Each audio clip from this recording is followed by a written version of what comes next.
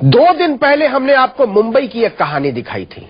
एक लड़की को सोसाइटी से इसलिए निकाल दिया जाता है क्योंकि वो मुसलमान थी। पूरे हिंदुस्तान में हंगामा मच गया था। लेकिन आज जो कहानी हम दिखाने जा रहे हैं उसे देखने के बाद आपको लगेगा कि उस लड़की की कहानी तो कुछ भी नहीं थी। दिल्ली से सिर्फ 60 किलोमीटर दूर हरियाणा के वल्लभगढ़ में सैकड़ों मुसलमानों को अपना घर, अपना गांव छोड़ने पर मजबूर कर दिया गया है। उनके घर जला दिए गए हैं, उनकी दुकानें लूट ली गई हैं और सरकार चुपचाप ये तमाशा देख रही है।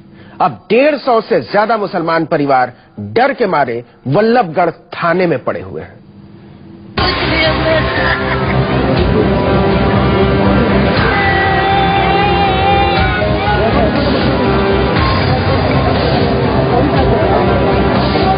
न तो इस दुधमुहे बच्चे को हरियाणा की सरकार से कोई उम्मीद है, न इस औरत को, न इस आदमी को और न ही इस बुजुर्ग को।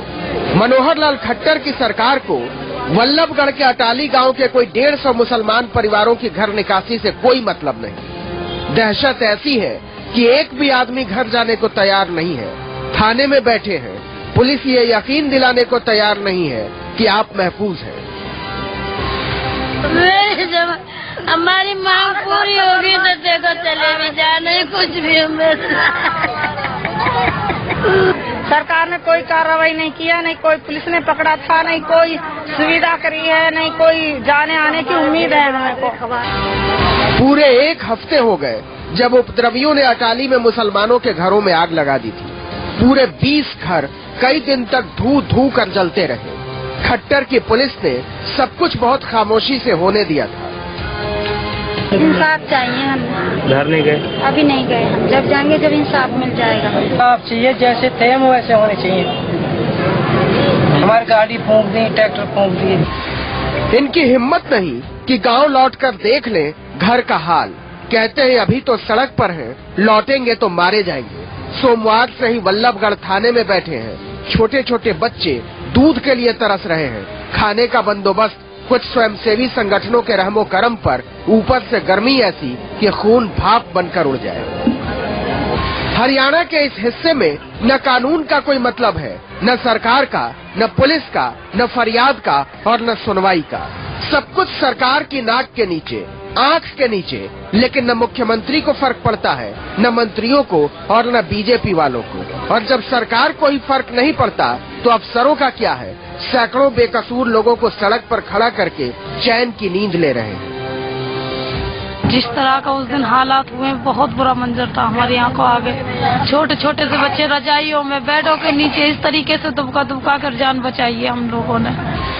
हरियाणा की बीजेपी सरकार सैकड़ों मुसलमानों के घरों को जला दिए जाने, उन्हें बेघर कर दिए जाने, उन्हें दहशत में रखे जाने को लेकर कितनी संवेदनशील है। उन्हें दहशत में रखे जाने को लेकर कितनी संवेदनशील है, इसका अंदाजा ऐसे लगाइए कि 2 दिन पहले ही मुख्यमंत्री एक बिजली घर का उद्घाटन करने वल्लभगढ़ आए थे, लेकिन उजड़े हुए लोगों से मिलने तक नहीं गए। ऐसा नहीं है कि पुलिस को कुछ पता नहीं था। डीएम, एसपी सबको पता था कि अटाली में किसी भी वक्त कुछ भी हो सकता है। कुछ संगठनों ने उन्हें आगाह भी किया था, लेकिन उन्हें फर्क पड़ना बंद हो गया था। उन्होंने तब तक कुछ नहीं किया जब तक अटाली के मुसलमानों के घर जलाकर खाक नहीं कर दिए गए। उन्होंने गांव नहीं छोड़ दिया, वो शरणार्थी नहीं बन गए। 15 लड़का है जो घर में आए थे मारने के लिए। फिर हाथ जोड़े, पैर पकड़े, उसने ना मानी। फिर उन्हें डंडा बरसा दिया मेरे पास। कानों के कुंडल ले लिए, 60,000 रुपये ले लिए। तो कहाँ जाएं ये लोग मालूम नहीं। यहाँ कब तक रहेंगे मालूम नहीं। इनके रहने खाने का बंदोबस्त कैसे होगा मालूम नहीं। मालूम है तो सिर्फ इतना कि एक पूर्ण बहुमत की सरकार ने सैकड़ों अल्पसंख्यकों से सम्मान के साथ जीने का हक छीन लिया है। इनमें से हर एक का चेहरा इस देश की आजादी पर सवाल खड़े कर रहा है। अगर हम भी उतने ही आजाद हैं तो हम अपने घर क्यों नहीं जा सकते? प्रशांत गुप्ता, अटाली, वल्लभगढ़, न्यूज 24। खट्टर के राज में लोग बोल रहे हैं और सरकार सुन नहीं रही।